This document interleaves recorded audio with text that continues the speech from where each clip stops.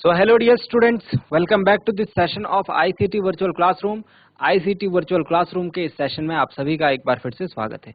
आज की क्लास में बात करने जा रहे हैं क्लास 10 साइंस सब्जेक्ट के ऊपर, कक्षा 10 विषय विज्ञान के ऊपर। प्रीवियस क्लासेस में हम लोग समझ रहे थे प्रकाश के अपवर्तन को यानी रिफ्रैक्शन ऑफ लाइट, और हमने अभी समझना शुरू किया है लेंस के रिलेटेड जो कुछ इंपॉर्टेंट पॉइंट्स हैं उनको। आज की क्लास में लेंस को हम और अच्छे तरीके से समझेंगे।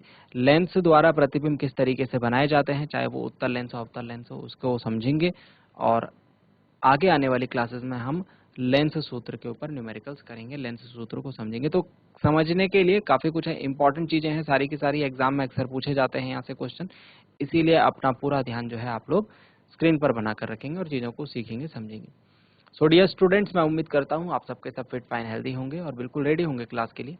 चलिए आज की क्लास स्टार्ट करते हैं और चलते हैं स्मार्ट बोर्ड की स्क्रीन की तरफ। तो आज की क्लास में हम बात करेंगे लेंसों द्वारा प्रतिबिंब बनना, किस तरीके से किसी लेंस द्वारा प्रतिबिंब बनता है।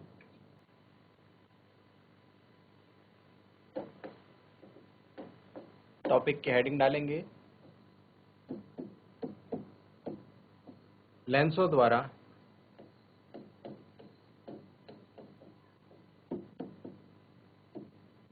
प्रतिबिंब बनना, लेंसों द्वारा प्रतिबिंब बनना। चलिए, लेंसों द्वारा प्रतिबिंब किस तरीके से बनता है, किस प्रकार से बनता है, इसको समझने के लिए हमें सबसे पहले किरण आरेख को समझना है। क्या समझना है? किरण आरेख। चाहे वो प्रतिबिंब आप लेंसों द्वारा बना रहे हो या फिर आप इसको दर्पण द्वारा बना रहे हो, है ना। चाहे दर्पण द्वारा प्रतिबिंब बनना सीख रहे हो, चाहे लेंस द्वारा प्रतिबिंब बनना सीख रहे हो, किरण आरेख जो है दोनों के लिए अलग अलग रहेगा और सीखना इंपॉर्टेंट है। हेडिंग पुटअप करेंगे, ध्यान से समझते हुए चलेंगे, ठीक है। और मैं यहाँ पर आपके लिए सबसे पहले कुछ उत्तल दर्पण ड्रॉ कर देता हूँ, ठीक है। तो ये एक उत्तल दर्पण है।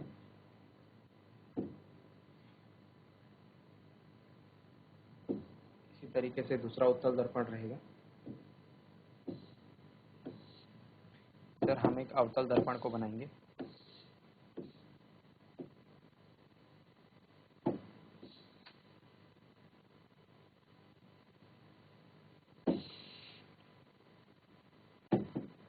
इनके साथ में मुख्य अक्ष रहता है ना, ये बात तो हम जानते ही हैं। तो ये इनका मुख्य अक्ष रहेगा।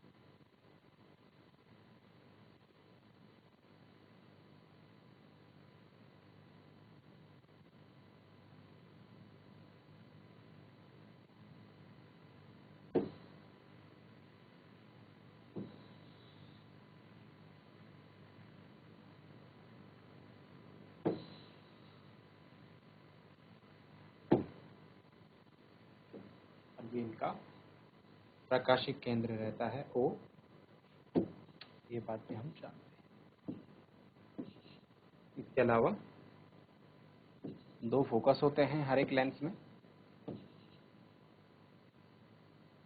इन दोनों फोकस में से एक फोकस जो है लेंस का मुख्य फोकस होता है। तो उत्तल दर्पण में, सॉरी उत्तल लेंस में मुख्य फोकस इस तरफ होता है ना। ये होगा उत्तल दर्पण का मुख्य फोकस और इसको मैं F1 लिख रहा हूँ, ठीक है। अवतल दर्पण का, अवतल लेंस का मुख्य फोकस इस तरफ होता है, इसको मैं F1 लिख रहा हूँ। इसी तरीके से ये हो जाएगा F1, ये हो जाएगा F, क्योंकि ये उत्तल लेंस है, और यहाँ इधर हो जाएगा F1 और इधर हो जाएगा, ठीक है। तो ये सारे पॉइंट्स आपको जो है ध्यान में रहने चाहिए दर्पण से रिलेटेड।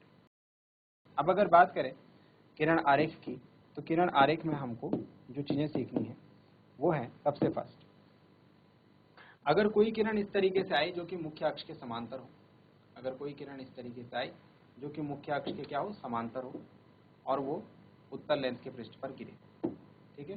ध्यान से समझेंगे बात को। कोई किरण इस तरीके से अगर आती है तो अपवर्तन के पश्चात वो कहाँ से होती हुई जाएगी, अपवर्तन के पश्चात वो फोकस से होती हुई जाएगी। बात को ध्यान रखें। अपवर्तन के पश्चात वो कहाँ से होती हुई जाएगी? अपवर्तन के पश्चात वो फोकस से होती हुई जाएगी। पहला पॉइंट समझ में आया आपको? ये यदि कोई किरण उत्तल लेंस के मुख्य अक्ष के समांतर उत्तल लेंस पर आपतित होती है, अपवर्तन के पश्चात वो लेंस के मुख्य फोकस से होकर गुजरती है। वहीं अगर बात करें किसकी?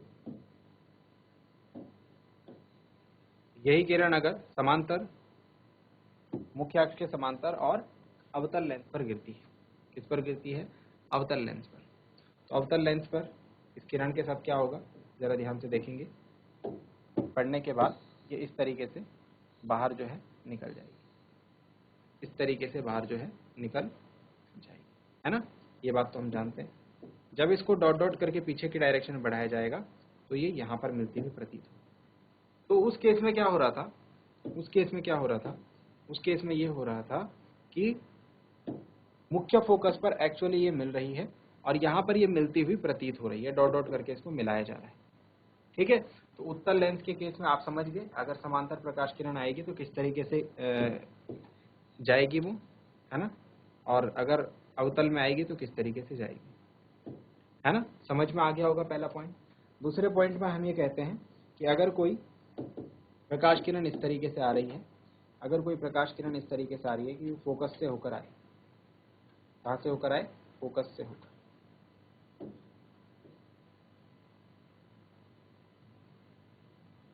ठीक है, अगर कोई प्रकाश किरण इस तरीके से आए कि वो फोकस से होकर आए लेंस के पृष्ठ पर, ठीक है, तो अपवर्तन के पश्चात क्या हो जाती है? वो मुख्य अक्ष के समांतर हो जाती है, parallel to the principal axis. ठीक, अगर ये इस चीज को यहां भी देखें,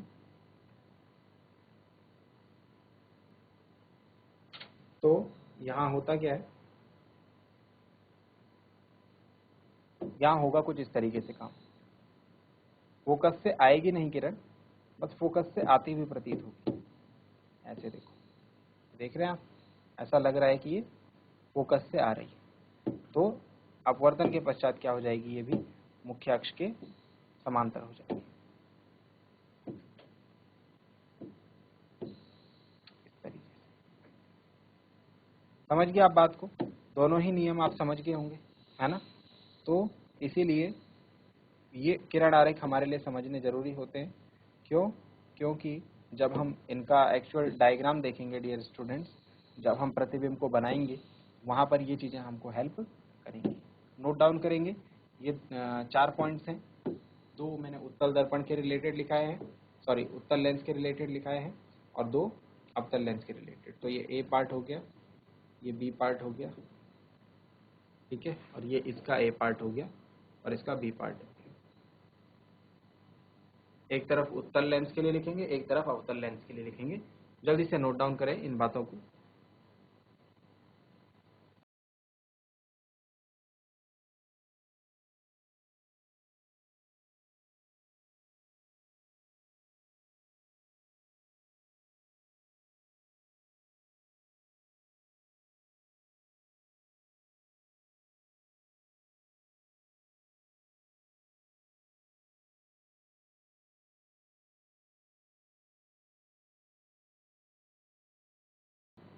आई होप यहाँ तक आपको समझ में आ गई होंगी चीज़ें, है ना?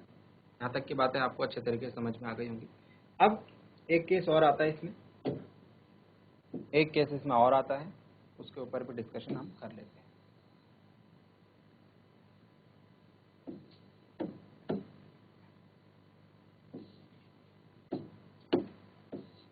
चलिए ध्यान से देखते हैं वो केस क्या है। थर्ड केस में क्या होता है? थर्ड केस में अगर कोई प्रकाश किरण इस तरीके से आई, इसको थोड़ा मैं नीचे ले आता हूँ। केस में क्या होता है? अगर कोई प्रकाश किरण इस तरीके से आई कि वो प्रकाशिक केंद्र पर पड़े, तो वो बिना किसी अपवर्तन के, बिना मुड़े सीधे ही निकल जाती है। सेम चीज होती है यहाँ पर अवतल लेंस के केस में।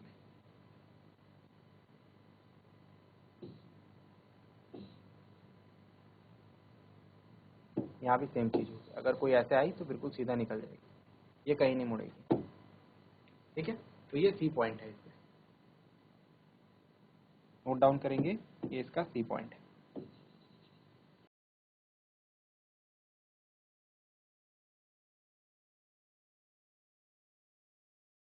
तो किरण आरेख देखा हमने लेंसों का। ठीक है, हमने देखा उत्तल लेंस पर अगर कोई किरण गिरेगी तो उसके साथ क्या होगा, अवतल लेंस पर कोई किरण गिरेगी तो उसके साथ क्या होगा। ठीक है, अब बात करते हैं प्रतिबिंब के बनने की।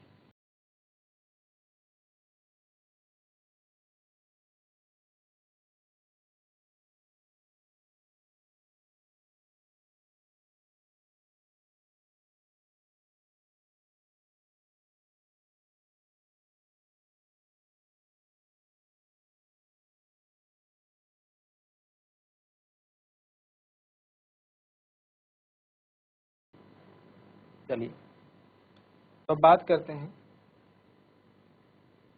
लेंसों द्वारा प्रतिबिंब बनना। सबसे पहले हम देखते हैं उत्तल लेंस के लिए, उत्तल लेंस द्वारा प्रतिबिंब किस तरीके से बनते हैं।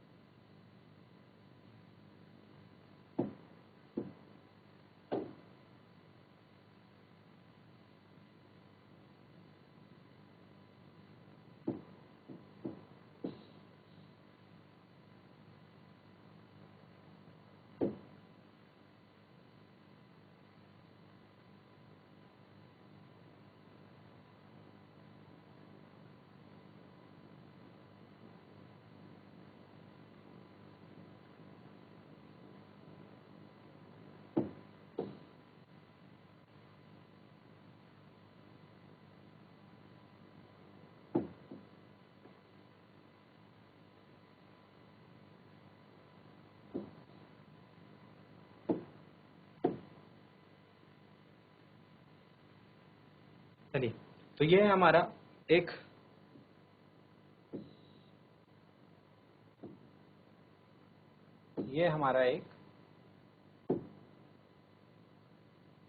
उत्तल दर्पण।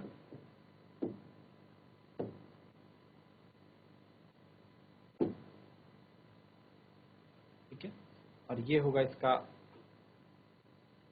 ऑप्टिकल सेंटर, जिसको हम प्रकाशिक केंद्र कहते हैं। ये होगा इसका मुख्य अक्ष,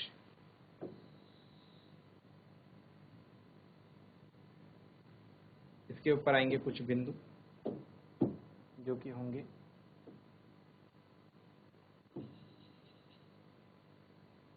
फोकस, इस तरफ आएगा फोकस एंड इस तरफ आएगा। ठीक है, जरा ध्यान से देखेंगे, इनके अलावा जो अदर पॉइंट्स होते हैं उनको भी हम ड्रॉ कर लेते हैं।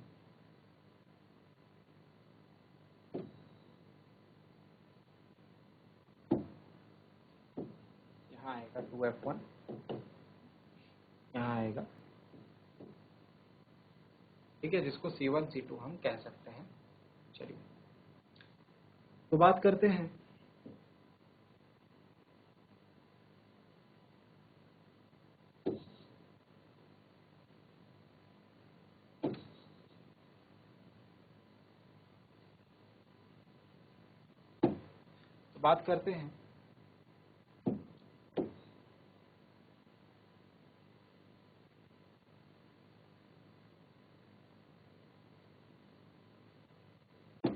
पहले केस के लिए, जिसमें वस्तु को हमने उत्तल लेंस के सामने अनंत पर रखा है।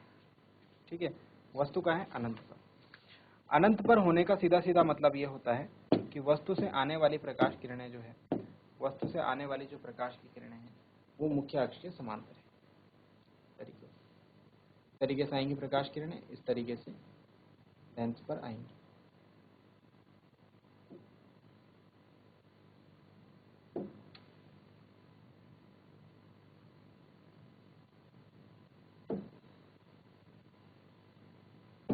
और आप जानते हैं, अगर कोई किरण जो है मुख्य अक्ष के समांतर इस तरीके से आती है, ठीक है, तो उत्तल लेंस पर गिरने के बाद वो क्या हो जाएगी, मुख्य अक्ष के कहाँ से होकर गुजरेगी? फोकस से होकर गुजरेगी। डेफिनेटली आफ्टर रिफ्लेक्शन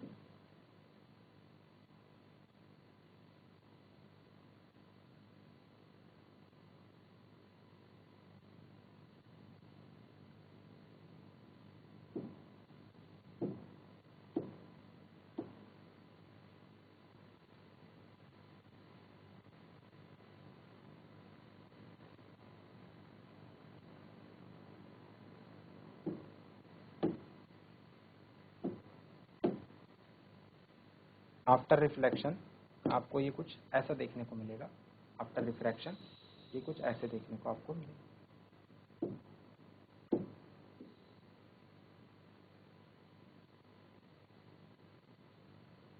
तो पहला केस है,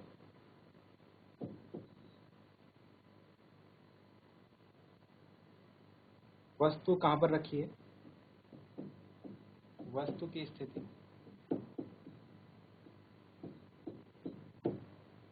अनंत पर है। इसमें हम देख रहे हैं वस्तु का प्रतिबिंब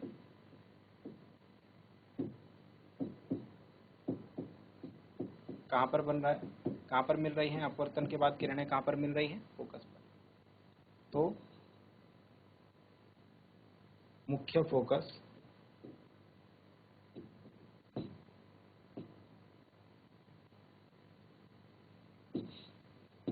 एफ पर, ठीक है। थर्ड चीज अगर मैं आपसे बोलूं, तीसरी चीज अगर मैं आकार की बात करूं, तो वस्तु का जो प्रतिबिंब है उसका आकार मुझे क्या दिखाई दे रहा है? एक छोटा सा बिंदु टाइप का दिखाई दे रहा है। जहां पर किरणें मिल रही है वहां पर क्या बन रहा है? एक छोटा सा बिंदु बन रहा है। तो आकार जो है प्रतिबिंब का वो रहेगा बिंदु के समान, या बिंदु साइज हम जिसको कहते हैं। और प्रतिबिंब कैसा रहेगा? तो प्रतिबिंब रहेगा वास्तविक और उल्टा। तो ये फर्स्ट केस हमारा हुआ, केस 1, जिसमें हमने ये देखा जब वस्तु उत्तल लेंस के सामने अनंत पर रखी थी। नोट डाउन करेंगे इस केस को जल्दी से।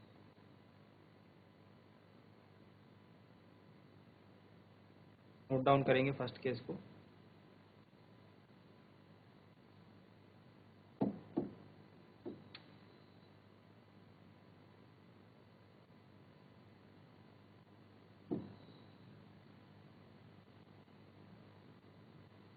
फर्स्ट केस को नोट डाउन करें।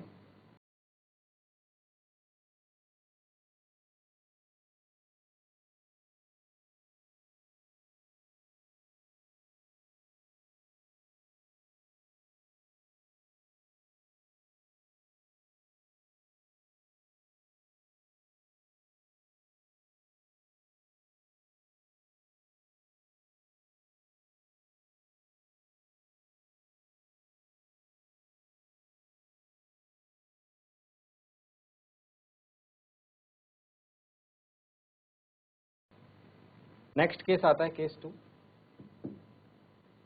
नेक्स्ट आएगा केस 2।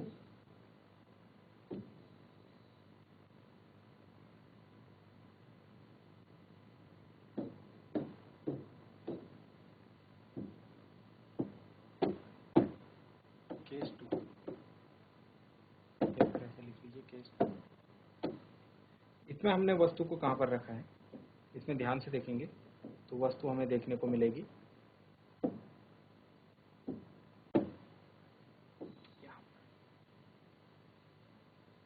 ठीक है। नेक्स्ट केस है जिसमें वस्तु हमने यहाँ पर रखी। ये पोजीशन हो गई 2f1 से परे। इस जगह को बोलते हैं 2f1 से परे, क्योंकि 2f1 के पीछे है, 2f1 से दूर है, तो 2f1 से परे हम इसको बोलते हैं। चलिए, यहाँ पर प्रतिबिंब बनाने के लिए हम क्या करेंगे? हमेशा हम क्या करते हैं? दो किरणें लेते हैं, दो किरणें गिराते हैं इस वस्तु से, इस वस्तु के शीर्ष से, हेड से। मेनली हम क्या करते हैं? हेड से, इसके हेड से, हेड वाला पार्ट जो है वहां से क्या करते हैं? दो किरणें लेते हैं और उन दो किरणों को देखते हैं कि अपवर्तन के बाद वो कहाँ मिल रही है। तो एक तो मैंने ये वाली किरण ले ली, एक मैंने ये वाली किरण ले ली, ठीक है ना। दो किरणें ले ली। अब आप जानते हैं जो ये ऊपर वाली किरण है, अपवर्तन के पश्चात क्या हो जाएगा इसके साथ? अपवर्तन के पश्चात ये ऐसे फोकस से होकर जाएगी, है ना। और जो नीचे वाली किरण है इसके साथ क्या होगा, अपवर्तन के पश्चात ऐसे मुख्य अक्ष के समांतर हो जाएगी, मुख्य अक्ष के समांतर हो जाएगी। ठीक है, तो प्रतिबिंब जहां पर बनेगा, प्रतिबिंब बनेगा, प्रतिबिंब कैसे बनाते हैं, प्रतिबिंब ऐसे बनाते हैं, देखो आप,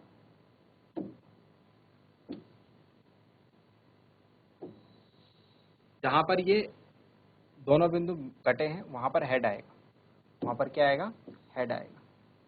प्रतिबिंब बना है हमारा यहाँ पर, और ये जगह कौन सी है, ये जगह है F1 व F और 2F के बीच। तो वस्तु की स्थिति क्या थी, वस्तु की स्थिति यहाँ पर थी 2F1 से परे, वस्तु हमने कहा रखी थी 2F1 से परे। सेकंड केस देखें तो प्रतिबिंब की स्थिति हमको कहाँ मिली, प्रतिबिंब कहाँ पर देखने को मिला,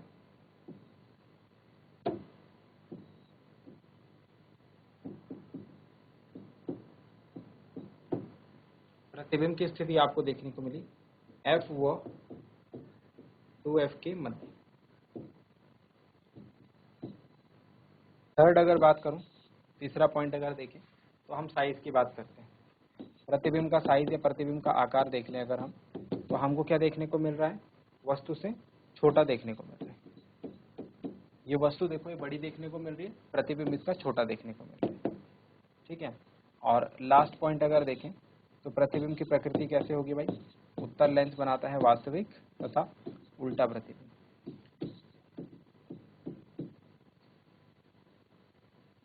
दोनों केसेस नोट डाउन कीजिए, रिमेनिंग केसेस इसके बाद हम देखते हैं।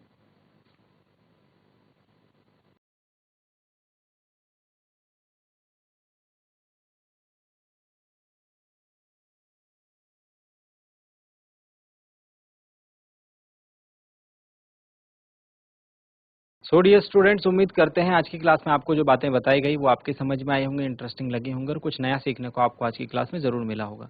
इन चीज़ों को घर में एक बार रिवाइज करके ज़रूर देखें, जो चीज़ नहीं समझ में आती है अगली क्लास में पूछ सकते हैं। आज के लिए इतना ही, मिलते हैं अगली क्लास में ऐसे ही किसी इंपॉर्टेंट और इंटरेस्टिंग टॉपिक के साथ।